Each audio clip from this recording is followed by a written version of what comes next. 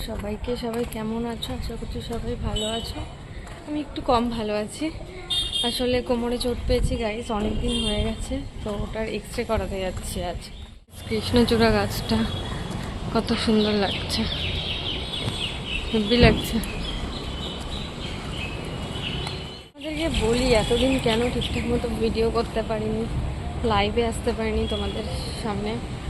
এই কোমরে ব্যথার জন্য আমি ঠিকঠাক মানে এক জায়গায় বেশিক্ষণ বসে থাকলে আমার কোমরের টান লাগছে, আর তাছাড়াও শরীরটা খুব একটা ভালো ছিল না। তাই তো যেখানে আমি এক্সরে করাতে যাচ্ছিলাম তার সামনেই একটা মা কালীর মন্দির ছিল। আর তোমরা দেখে নাও, মায়ের মুখটা দেখে নাও, কি সুন্দর লাগছে দেখো।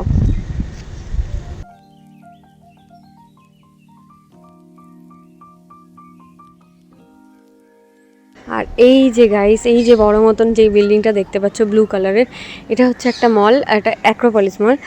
এর ভিতরে সিনেমা হল আছে, আর অনেক কিছু আছে। একদিন আমি তোমাদের সাথে এর ভিতরে যেদিন যাব সেদিন শেয়ার করব। তো চলো, সুরক্ষাতে ঢুকলাম। তারপর টিকিট মানে একটা কুপন দিল ঢোকার সাথে সাথে। এই কুপনটা অনুযায়ী আমাকে নাম ধরে ডাকবে, তারপরে আমি মানে এক্সরের জন্য টাকা জমা দেবো। এই যে দেখো। তো তারপরে আমার কুপন অনুযায়ী আমার নাম ধরে ডাকা হলো। ওখানে গিয়ে আমি রিসেপশনে টাকা পেমেন্ট করেছিলাম। তারপরে ওয়েট করছিলাম কখন এক্সরে হবে। তো এক্সরে করার পর আস্তে আস্তে আমি বাড়ির দিকে আসছিলাম। তো চলো, পুরো ভিডিওটা তোমরা দেখতে থাকো।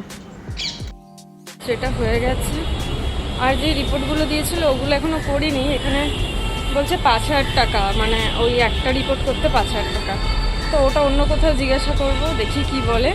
তারপরে যদি কোথাও না হয় তখন এখানে এসে করবো। এক্সরেটা হয়ে গেছে আপাতত, আজ বিকালে রিপোর্ট দেবে।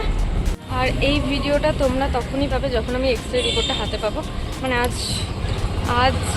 বিকালেও পেতে পারি, অথবা কাল সকালে পেতে পারি। তো একেবারে এক্সরে রিপোর্টটা পেয়ে রিপোর্ট কেমন আসছে তোমাদেরকে জানাবো। তো চলো, ভিডিওটা তোমরা দেখো পুরো। তো গাইস, আজ হচ্ছে যাচ্ছি এক্সরে রিপোর্টটা আনতে। তো চলো, রিপোর্টটা আনতে যাওয়া যাক। রিপোর্টে কী আসে তোমাদেরকে পরে শেয়ার করবো।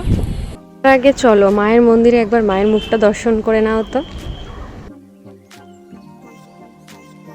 সুরক্ষার ভেতরে ঢুকে গেছি, আর প্রচণ্ড গরম পড়েছিল গাইস। এসিতে ঢুকে মনে হয় যেন একটু শান্তি পেলাম।